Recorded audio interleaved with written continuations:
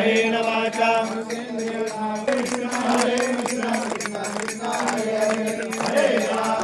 संगमनेरकरांनी स्वागत केलं।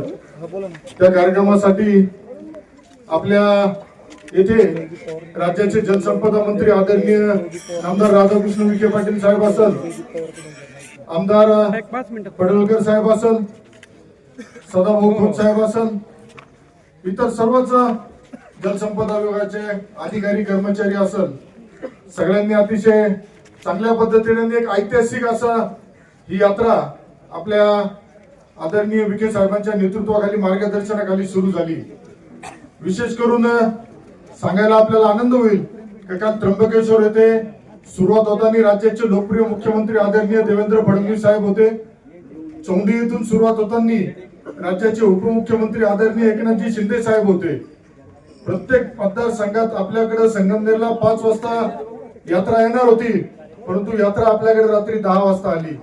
हे प्रेम हा उत्साह प्रत्येक ठिकाणी नाशिकवरून त्र्यंबकवरून निघाल्यानंतर प्रत्येक ठिकाणी ज्या पद्धतीने स्वागत झालं, निश्चितच मला वाटतं का ही जी यात्रा आहे या यात्रेच्या माध्यमातून येणाऱ्या कालावधीमध्ये महाराष्ट्रात मध्ये जो दुष्काळ असतो हा दुष्काळ हटवण्यासाठी या यात्रेच्या माध्यमातून निश्चित चांगला प्रयत्न होईल।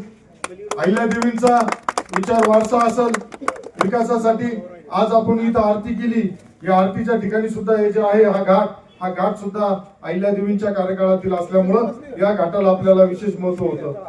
आजच्या खरंच एक आनंद आणि मी राज्याचे जलसंपदा मंत्री आदरणीय आमदार राधाकृष्ण विखे पाटील साहेबांचे आभार मानेल। साहेब तुम्ही ही आम्हाला संगमनेरकरांना संधी दिली, त्यामुळे निश्चित आम्हाला एक आनंद झाला आणि आपल्याला या यात्रेत स्वागत करण्याची संधी दिली, त्याबद्दल मी साहेबांचा आभारी आहे। आणि जलसंपदा विभागाचे आमचे अधिकारी कर्मचारी अतिशय मेहनतीने काम करताय, त्यांचं सुद्धा मी आभार व्यक्त करतो, त्यांचं सुद्धा अभिनंदन करतो।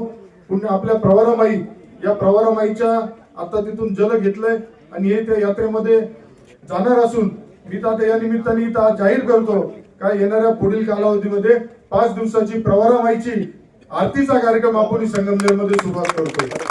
या ठिकाणी आपण संध्याकाळच्या टायमिंगला ज्या पद्धतीने बाकीच्या ठिकाणी आरती होती, पण आपल्या प्रवरामाईच्या कळस जसं जसं आहे, परंतु या प्रवरामाईच्या ऋणातून आपण तर मुक्त होऊ शकत नाही, परंतु प्रवरामाईची जी सेवा करायची संधी तुम्हाला आम्हाला मिळणार आहे, निश्चित ती या पुढील कालावधीमध्ये आपल्या माध्यमातून करण्यात येईल। आपण सगळे या यात्रेसाठी आजूबाजूच्या परिसरातील लोक सहभागी झाले, त्यांचंही मी स्वागत करतो।